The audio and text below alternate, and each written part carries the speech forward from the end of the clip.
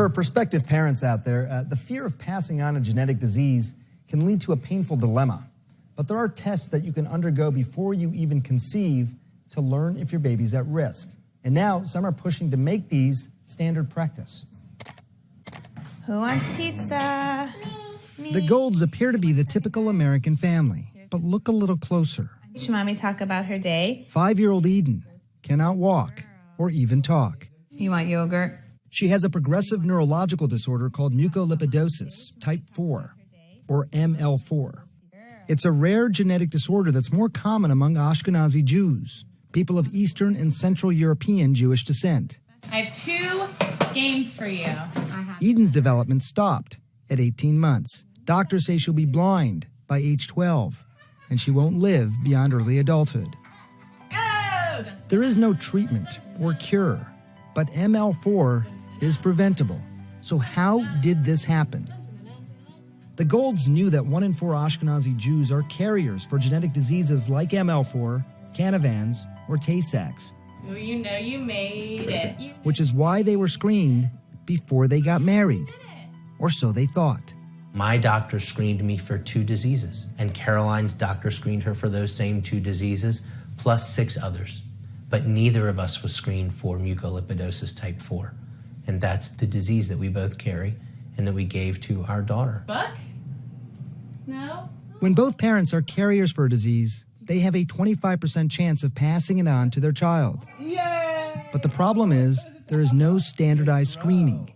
So, they turn their fate into a mission. So instead of asking why us, we decided to make sure that the tragedy of Eden's story doesn't happen to another family. Their work has grown into a new web-based education and screening program for 19 genetic diseases that are more common among Ashkenazi Jews. Established at Emory University, it's called J-Screen, and it allows visitors to request an at-home screening kit online. A genetic counselor delivers the results. Last year, Eden became a big sister when the Golds added another daughter to their family. She is perfectly healthy. We believed in life again and that we had hope and we knew there would be joy and good times. I think she helped us see the world in a different way that we maybe had lost sight of once Eden was diagnosed. And Eden will ultimately help many children she will never even meet. Eden is really here to save people's lives. And she does that every day. And if that's what she's here to do, there is no more noble a life than that. I love you. Oh my goodness. What was that? Now, for these parents, it seems to make sense. But is more testing something everyone should be doing? Well, joining me to talk about that is genetic expert Dr. Michael Gambella.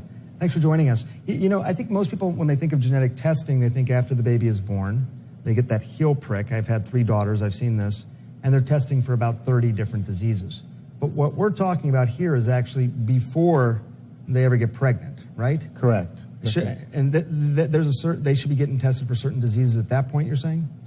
Well, I guess should is a word I'm not sure I would use, but I think that they should be offered the possibility to do carrier testing to know their risks if that's what they opt for. So you're trying to figure out what their chances are of having a child who may have one of these diseases.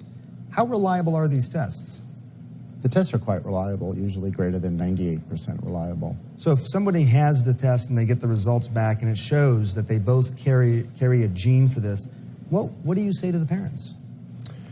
Well, you inform them of what the risks are and what are some of the options they might have in order to have a healthy child. We talked about people of Ashkenazi Jewish descent in this piece, but are there other groups that are also considered higher risk that may be more likely to be suggested this testing? Well, I think every ethnic group has certain genetic diseases that are more prevalent in that group.